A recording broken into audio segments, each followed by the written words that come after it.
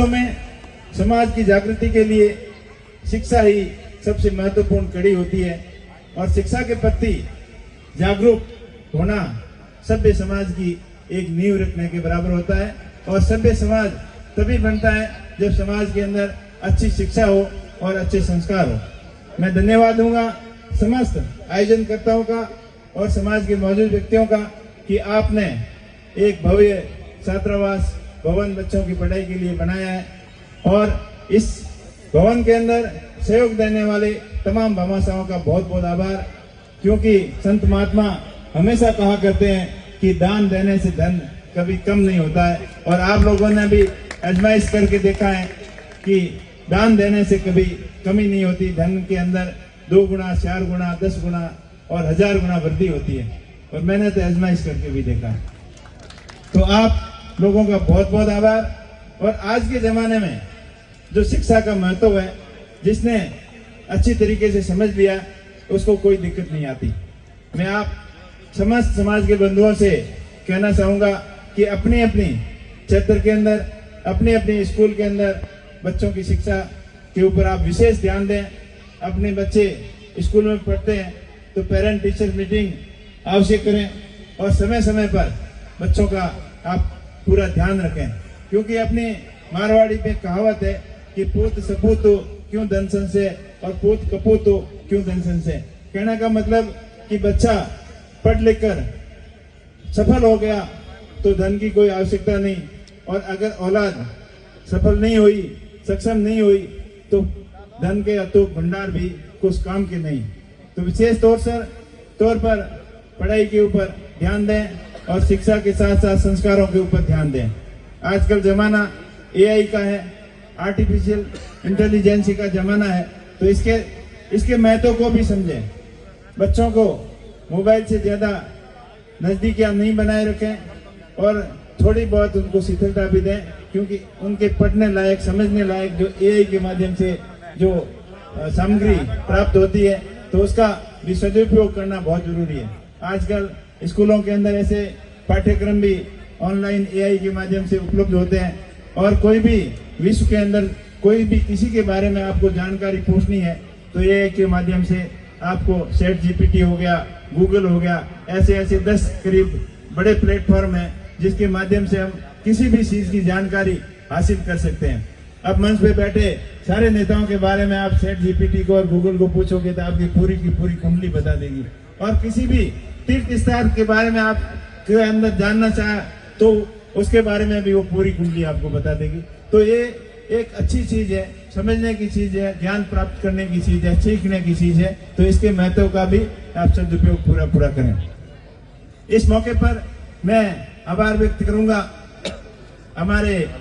Hyphen hero major Dalpat Singh ji. उनके जीवन से भी हमें बहुत बड़ी प्रेरणा लेनी चाहिए कि सेकेंड वर्ल्ड वॉर के अंदर उन्होंने जो भारतीय सेना का अदम्य साहस और वीरता का जो परिचय दिया और विदेश की धरती पर भी अपनी ताकत का लोहा मनवाया। ऐसे वीर सपूतों को भी हम हर मौके पर याद रखें और उनसे प्रेरणा लें कि किस प्रकार साहस और बहादुरी के माध्यम से हम आगे बढ़ सकते हैं, उनसे प्रेरणा ले सकते हैं और अपने जीवन को सफल बना सकते हैं। तो अपने जीवन के अंदर कई प्रकार के मोड़ आते हैं, तो मेरा विशेषकर युवा साथियों से कहना है कि किसी भी परिस्थिति से घबराने की जरूरत नहीं, हताश होने की जरूरत नहीं। जितनी समस्याओं का आप डटकर मुकाबला करोगे उतना ही आपके जीवन के अंदर निखार आएगा और उतनी सफलता को आप परम शिखर तक पहुंचेंगे। यहाँ के लोग, मारवाड़ के लोग दूर प्रदेशों के अंदर भी अपनी अच्छी पहचान बना रखी है, विशेषकर व्यापार के क्षेत्र में। साउथ के अंदर जाओ, चाहे दिल्ली के अंदर जाओ, हैदराबाद में जाओ, बॉम्बे में जाओ, चेन्नई में जाओ, मदुरई में जाओ, बड़ी बड़ी सिटियों के अंदर यहाँ से युवा जाकर रोजगार के क्षेत्र में अपना प्रश्न लहराया है और अपनी जो विशिष्ट योग्यता का जो परिचय दिया है कि किस प्रकार हम विदेश की धरती में अनुकूल परिस्थितियों के अंदर भी अपने अनुकूल परिस्थितियों को, अपने प्रतिकूल परिस्थितियों को अनुकूल कैसे बनाया जाता है, वो मारवाड़ के लोगों से ज्यादा कोई नहीं जानता। तो इस मौके पर मैं यही कहना चाहूंगा कि आप ज्यादा से ज्यादा शिक्षा से नाता जोड़ें, आपसी प्रेम भाईचारे को कायम रखें, सबको साथ में लेके चलें, और जो युवा बाहर काम कर रहे हैं उनसे मैं अपील करूंगा कि अपने साथ कम से कम 10-10 लोगों को सफल बिजनेस के अंदर कैसे सक्सेस करें, इसके बारे में भी आप विशेष ध्यान रखें कि अपने भाइयों को रोजगार दें। और जो ज्यादा वहाँ बाहर अपना अच्छा बिजनेस सेटअप हो गया है तो वो अपने मारवाड़ के अंदर वापस यहाँ रुक करें कि यहाँ पर रिफाइनरी, पेट्रोकेमिकल यूनिट और बहुत सारे उद्योगों की संभावना है। तो अपने क्षेत्र के अंदर बिजनेस को कैसे आगे बढ़ाया जा सकता है उसके प्रति भी आप लोग ध्यान दें। और ऐसे मौकों पर आप विशेष धन्यवाद आपका कि आप अपनी गाड़ी कमाई का सहयोग जिस प्रकार कर रहे हो वैसे करते रहें। और दूसरी बात मैं कहूँगा कि पढ़ाई के अंदर 10वीं के बाद में बच्चे को क्या करना है और 12वीं के बाद में क्या करना है, इसके बारे में भी आप पेरेंट टीचर की मीटिंग के अंदर चर्चा करें। और जो अनुभवी लोग हैं उनसे भी आप सलाह ले सकते हैं कि 12वीं के बाद में कॉलेज की पढ़ाई के लिए आजकल CUT टेस्ट होता है तो उसके प्रति भी बच्चों को अच्छी ढंग से तैयारी करवाएं और अच्छे जो सब्जेक्ट हैं उनके बारे में बताएं। जो आज कॉमर्स का सब्जेक्ट हो गया, साइंस का सब्जेक्ट हो गया, तो विशेष तौर से इन सब्जेक्टों के ऊपर फोकस करेंगे तो पढ़ाई के अंदर बहुत ज्यादा निखार आएगा। और जिस प्रकार अपना क्षेत्र पढ़ाई के प्रति जागरूकता आई, अभी भाई उमेश सिंह जी ने बताया, मेरे पूर्व वक्ताओं ने बताया कि पढ़ाई का महत्व क्या होता है। तो जिसने पढ़ाई का महत्व समझा, अभी जिक्र हुआ किसान हाउसिंग बोर्ड का, तो वो किसान हाउसिंग बोर्ड 1935 के अंदर उसकी स्थापना हुई थी और उसके अंदर 36 कौम के लोग कोई भी वहां जाके पढ़ सकता था, आज भी पढ़ सकता है। तो उससे प्रेरणा लेकर हर एक समाज ने अलग अलग अपने अपने क्षेत्र के अंदर ये हॉस्टलों की व्यवस्था की। तो व्यवस्था करना भी एक कोई उद्देश्य की पूर्ति नहीं है, लेकिन उसको संभालना, उन हॉस्टलों के अंदर प्रॉपर व्यवस्थाएं ठीक है, बच्चे ठीक ढंग से पढ़ रहे हैं, ठीक ढंग से रह रहे हैं, नहीं रह रहे हैं,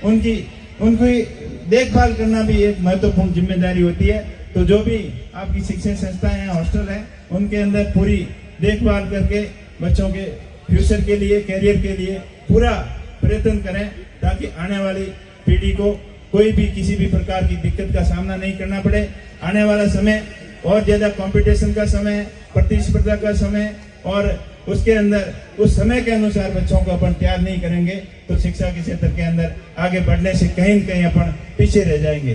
हमें प्रेरणा लें उन लोगों से जो शिक्षा के माध्यम से अपने आप में सफल हुए हैं, चाहे बिजनेस के क्षेत्र में हो, चाहे सरकारी नौकरी के अंदर हो, पढ़ लिख कर जो IPS बने हैं, IAS बने हैं, इंजीनियर बने हैं, डॉक्टर बने हैं, अच्छे बिजनेसमैन बने हैं, उनसे प्रेरणा लेकर युवा साथी आगे बढ़े, पढ़ने वाले आगे बढ़े। और जो लोग नशे के कारोबार में लिप्त हैं और जो शॉर्ट टाइम गेन के अंदर अपनी तस्करी के माध्यम से माला माल बन गए, ऐसे लोगों को आदर्श नहीं मानते हुए, अपने से सफलतम लोगों को आदर्श मानते हुए आगे बढ़ोगे तो निश्चित तौर पर जिंदगी के अंदर सफलता मिलेगी। कल परसों अखबार में आया था और हमेशा अखबारों की सुर्खियों में रहता है कि फलाना तस्कर के ऊपर इतने मुकदमे थे और पकड़ा गया। परसों आया था कि 31 साल का एक युवा और 31 मुकदमे, माला माल तो जरूर हो गया लेकिन उसका कैरियर किस प्रकार बर्बाद हो गया और कितने लोगों का उसने कैरियर बर्बाद किया होगा। तो ऐसे लोगों से दूरी बनाए रखें और सफलतम लोगों को आदर्श मानते हुए आगे बढ़ें। आपने बुलाया, मान सम्मान दिया, इसके लिए आपका बहुत बहुत आभार। और आपने जो